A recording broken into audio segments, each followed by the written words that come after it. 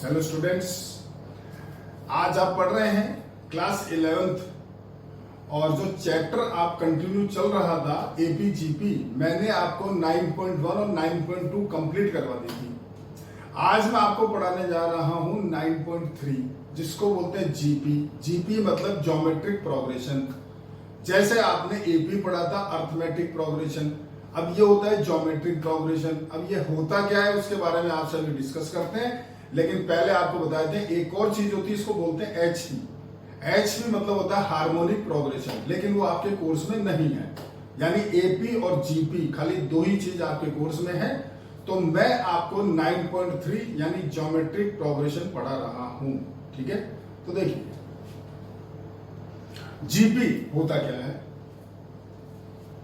ये है आपके पास जीपी, इसको बोला जाता है ज्योमेट्रिक प्रोग्रेशन। जैसे आपने एपी पढ़ा था, एपी के अंदर कोई भी फिक्स नंबर से एपी इंक्रीज या डिक्रीज होती थी, यानी उसमें जो डिफरेंस है वो सेम होता था और उसको कॉमन डिफरेंस बोला जाता था। वैसे ही जीपी के अंदर जीपी एक फिक्स नंबर से मल्टीप्लाई होती है, मल्टीप्लाई उसको बोलते हैं जीपी। और जिस नंबर से वो इनटू हो रही है उसको बोला जाता है कॉमन रेशियो। देखिए आप एक एग्जांपल देखिए, जैसे मैंने लिखा 1 2 4 8 16 and dot dot dot dot dot. तो आप ढंग से देखिए ये सीरीज मल्टीप्लाई हो रही है 2 से, तो इसका जो कॉमन रेशियो है वो कहलाएगा 2। और जो फर्स्ट टर्म है वो जो वहां फर्स्ट टर्म होती थी वैसे यहां फर्स्ट टर्म है, जो पहले नंबर पे आ रही है फर्स्ट टर्म होगी। यानी ये आपके पास कहलाएगा ए, इसको बोलोगे ए आर। यहां पर जो आर वर्ड आया है उसको बोलते हैं कॉमन रेशियो। रेशियो यानी कि आर, इसलिए इसको आर बोला गया है। अगला आपका A R square, A R cube, A R 4 and dot dot dot so on. तो ये आपके पास होती है जीपी। जीपी जो है आर जो होता है वो 1 से बड़ा भी हो सकता है, 1 से छोटा भी हो सकता है। अभी आपके सामने दोनों चीजें आएंगी। ठीक है, तो यहां अगर आपसे बोला जाए कि आप बताइए फर्स्ट जो टर्म है वो क्या है, तो डेट इज फर्स्ट टर्म यानी कि 1। और आपसे अगर बोला जाए कि आप कॉमन रेशियो कितना है बताइए, तो कॉमन रेशियो निकालने का मेथड क्या है पहले वो सुनिए।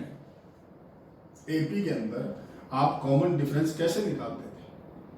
किसी भी टर्म में से पीछे वाले को माइनस कर देते, किसी भी टर्म में से पीछे वाले को माइनस कर देते। वैसे ही जीपी का रूल है, किसी भी टर्म को पीछे वाले टर्म से डिवाइड करो तो निकल के आएगा आर कॉमन रेशियो। मतलब आप करो second term divided by first term यानी 2/1। अदरवाइज आप कर सकते हो third divided by second, otherwise आप कर सकते हो फोर्थ डिवाइडेड बाय थर्ड। तो इन सबसे ए की वैल्यू आ गई देखो 2। अगर ऐसा हो रहा है तो इसको जीपी बोलते हैं। भाई सबसे कॉमन रेशियो सेम आना चाहिए, अगर सेम आएगा तभी तो जीपी बोलोगे ना। अगर किसी एक से डिफरेंट आ गया तो फिर वो जीपी नहीं है। समझ में आ गया आपको जीपी की कहानी क्या है। अब आगे बढ़ते हैं। आपने एपी में पढ़ा था nth टर्म, यहां भी पढ़ोगे। वहां पढ़ा था सम ऑफ n टर्म्स, यहां भी पढ़ोगे। वहां पढ़ा था आपने कि अगर 3 नंबर एपी में वैसे 3 नंबर जीपी में तो क्या रिलेशन होता है वो यहां भी आएगा। सब कुछ चीजें वैसे ही है, खाली रिलेशंस बदलते जाएंगे क्योंकि दो अलग अलग सीरीज है, दोनों का डिफरेंस आपको समझ में आ गया होगा। एपी क्या होता है, जीपी क्या होता है। तो देखिए यहां सबसे पहले आपके पास आता है nth टर्म का फार्मूला, जिसको आप एयर लिखते हो, मैं टीएन लिखता हूं। और वो आपके पास कैसे होगा मैं आपको प्रूव देता हूं ना, 1 सेकंड का मैं प्रूव ही देता हूं ना।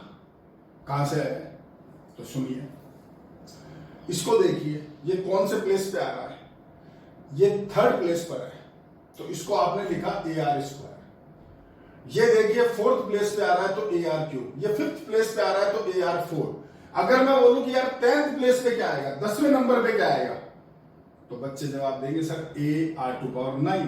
यही तो बोलोगे, सोचो 10th प्लेस पे आएगा ए आर टू पावर 9, एक पावर कम आ रही है।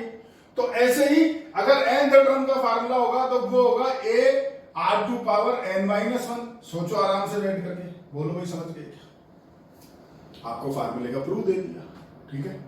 तो ये इसका nth टर्म का फार्मूला होता है। क्लियर? पहला सवाल आता है आपके पास में कि 1 2 4 8 16 आपके पास लिखा हुआ है और आपसे बोला गया है कि इसकी 10th टर्म क्या होगी ये बताइए। तो आप लिखोगे T10, वो होगा a r⁴ 9। ए क्वेश्चन में देखिए 1 है, r आपका 2 है, 2 की पावर 9, 1 इंटू 512, यानी आंसर इज 512। क्वेश्चन दिया है, बोलो। सिंपल सी चीज है, बताओ समझ गए क्या? अब आता है सम का फार्मूला। भाई सम का क्या फार्मूला होता है? तो देखिए, अगर आपसे बोला जाए एस एन, तो एस एन का फार्मूला होता है ए r⁴n -1 अपॉन r -1। ये आपका सम का फार्मूला होता है अगर सम आपको निकालना है तो। लेकिन यहां सम के दो फार्मूले होते हैं, एक नहीं तो दो होते हैं। दोनों पहले लिखता हूं, फिर समझाऊंगा कब कौन सा लगाना है। यहां सम का जो सेकंड फार्मूला है वो होता है a 1 r⁴n अपॉन 1 r। ये आपका सेकंड फार्मूला है। आप अगर ढंग से देखो तो दोनों में कोई फर्क नहीं है, दोनों एक ही है। कैसे? मैंने यहां से माइनस कॉमन लिया, यहां से माइनस कॉमन लिया, दोनों माइनस काट दिए, तो वो फार्मूला बन गया। सोचो, तो फिर बोलते हैं बच्चे की सर फिर दो क्यों फार्मूले लिख रहे हो, एक ही लिख दो, हो जाएगा, एक से क्वेश्चन हो जाएगा। मान लो आपने सिर्फ ये लिख लिया, आप जो मर्जी सवाल ले आना मैं आंसर निकाल दूंगा, चाहे वो लिख दो तो भी आ जाएगा। लेकिन क्यों लिखे? रीजन क्या है, क्यों करा माइनस कॉमन लेके डिवाइड? अगर r की वैल्यू ग्रेटर देन 1 है तो फार्मूला ये लगाओगे, और r लेस देन 1 है तो फार्मूला ये लगाओगे। भाई सोचो, अगर जैसे आज मैं आपके पास क्वेश्चन लिखता हूं 1 2 4 8 16 and dot dot dot dot dot dot, तो इसके अंदर r जो है वो 2 है, चेक कर लो। तो इसमें तो फार्मूला यही लगेगा ना, 2 -1। ऑथेंटिक तो यही है ना। अगर यहां 1 -2 ये लगा दूंगा, इधर तो 1 -2, तो नीचे तो माइनस साइन आ गया ना भाई। इसलिए r अगर 1 से बड़ा है तो ये लगाओ, r अगर 1 से छोटा है तो वो लगाओ। ये सिंपल सा लॉजिक है, ठीक है। तो सवाल है आपका, ये फार्मूला रहा, ये रहा क्वेश्चन। आपसे पूछा है इसके अंदर find the sum up to 10 terms, यानी कि 10 टर्म तक का सम बताना है आपको। खत्म हो गया क्वेश्चन। ए दिख रहा है आपको, आर दिख रहा है आपको, और एन की वैल्यू कितनी होगी 10। लगा दो फार्मूले में, यानी क्या लिखोगे? Solution S10 equals to A R की पावर 10 -1 r -1। वैल्यू डालो, ए आपके पास 1 है, r आपके पास में 2 है, पावर 10 -1, नीचे 2 -1, दैट इज 1024 -1, नीचे 1, दैट इज 1023। आंसर खत्म। बताओ समझेगा? ठीक है। तो ये आपका सम का फार्मूला होता है। उसका भी क्वेश्चन कर रहा हूं, वहां जगह नहीं है, इधर करूंगा। तो पहले ये बेसिक हुआ, आपसे दोबारा रिपीट कर लेते हैं। जीपी क्या होती है? एक फिक्स नंबर से इंटू करूंगा, उसको जीपी बोलते हैं। फर्स्ट टर्म को ए ही बोलेंगे, और आर निकालने का तरीका होगा किसी भी टर्म में से पीछे वाले को डिवाइड करना है। ये nth टर्म का आपका फार्मूला है ARn-1। ये क्वेश्चन समझ गए होंगे। वो दोनों सम के फार्मूले हैं। पहला लगेगा r ग्रेटर देन 1, दूसरा लगेगा r लेस देन 1। इसका एग्जाम्पल कर दिया है, उसका एग्जाम्पल अभी इधर करूंगा, ठीक है। तो पहले आप इसकी फोटो क्लिक कर लो, फिर आगे बताते हैं।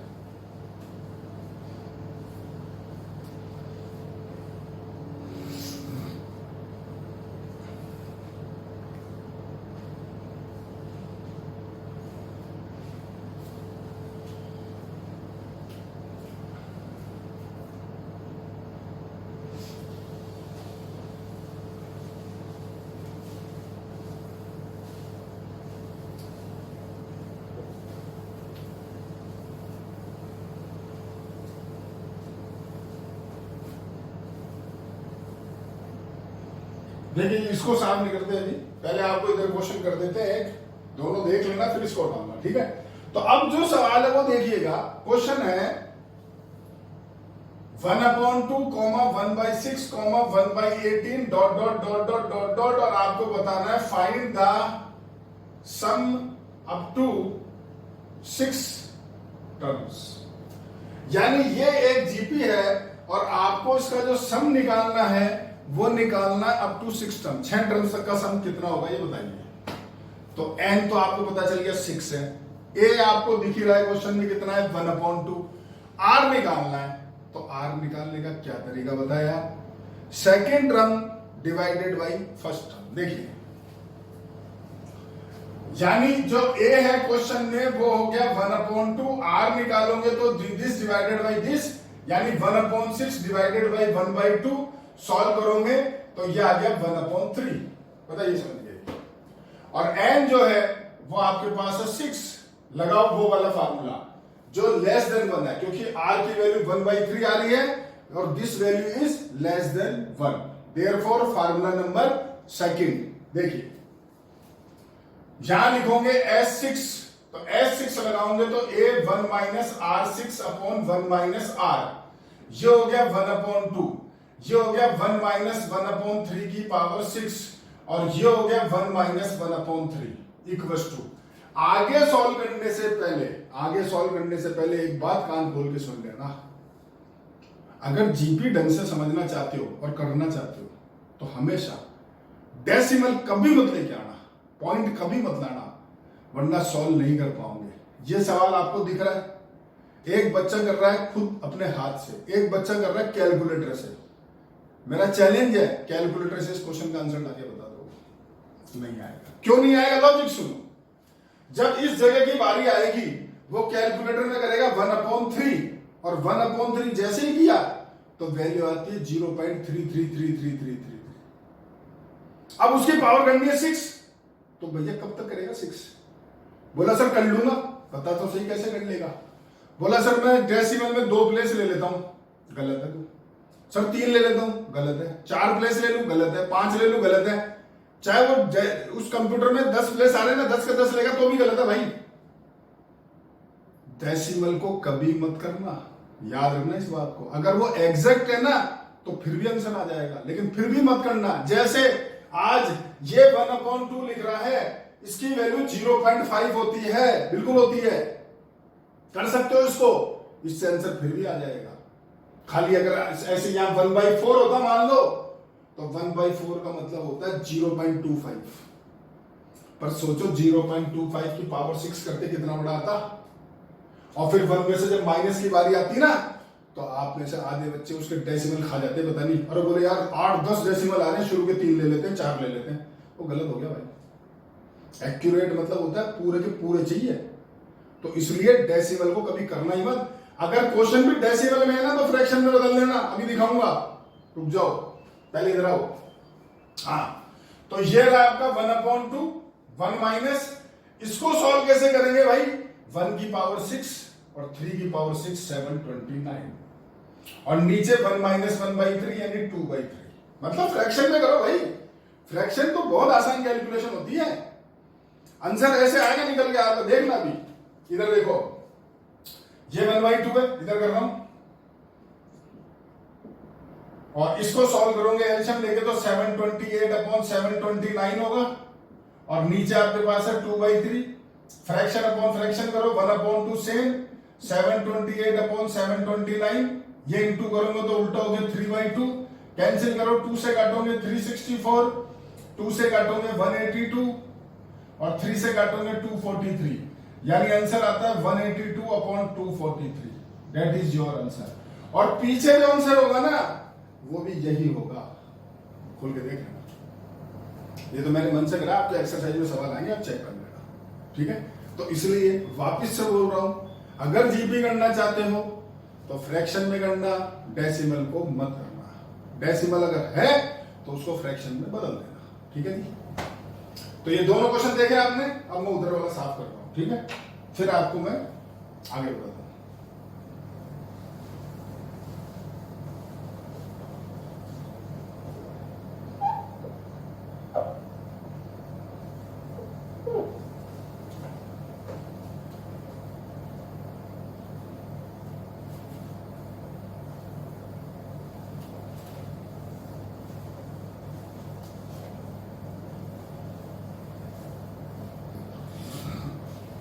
हाँ जी, अब आगे बढ़ते हैं।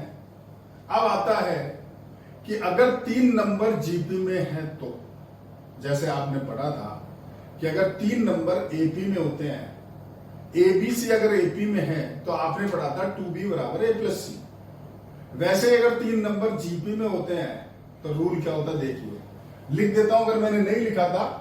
If a, b, c are in an AP तो रिजल्ट होता है 2b बराबर a प्लस सी।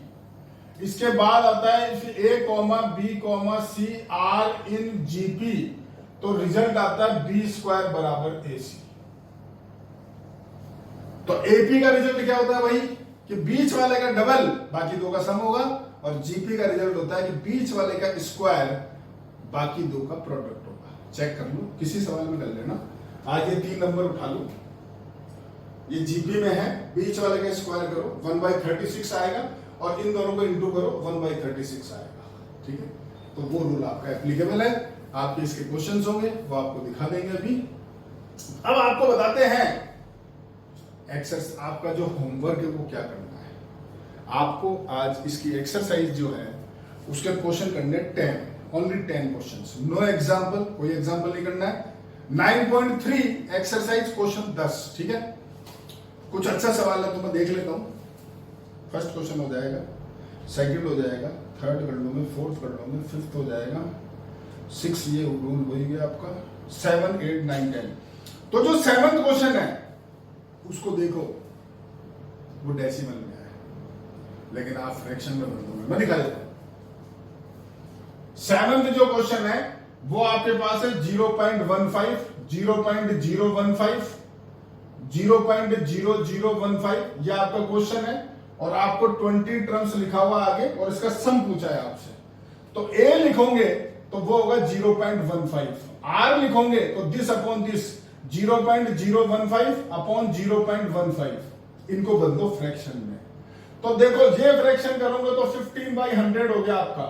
इसको करोगे डेसिमल हटाओगे, या डेसिमल हटाओगे तो ये 0 लगा लो, तो 0 लगाओगे तो कट जाएगा और ये 1/10 आएगा।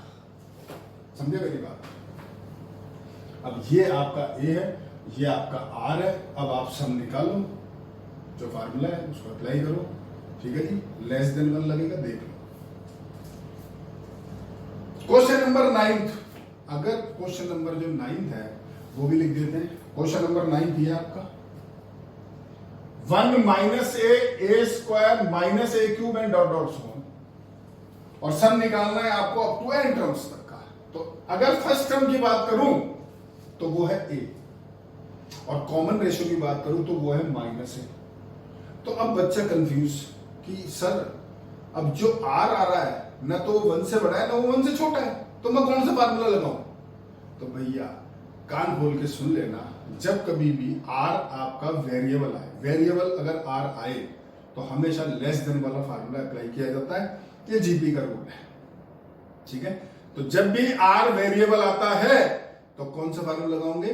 लेस देन 1 वाला फार्मूला लगा देना। ठीक है, 2 क्वेश्चन है इसके अंदर, एक 9th और एक 10th, दोनों वेरिएबल आपके पास। ठीक है, तो ये आपको दे रहे हैं जी आज का होमवर्क 1 से लेकर 10 तक। ठीक है, अब आपको ज्यादा काम नहीं दिया है। अगर किसी का पीछे का पेंडिंग वर्क है तो कंप्लीट कर लेना, क्योंकि कल होगी क्लास नहीं, अब लेंगे मंडे को, तब तक ये कंप्लीट हो जाना चाहिए। ठीक है जी, थैंक यू।